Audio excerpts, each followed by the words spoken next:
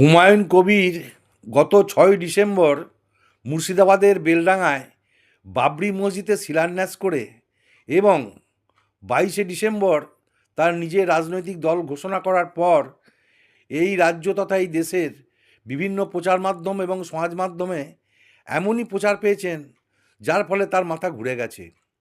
তিনি এখন এদেশের সবচেয়ে বড় সেলিব্রিটি ভাবছেন নিজেকে।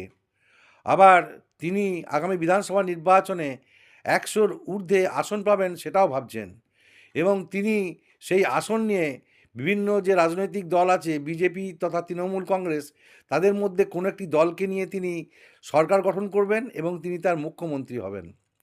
এই রকম ঘটনা দেখে আমার ছোটোবেলায় একটি গল্প পড়েছিলাম, টুনটুনি এবং রাজার গল্প।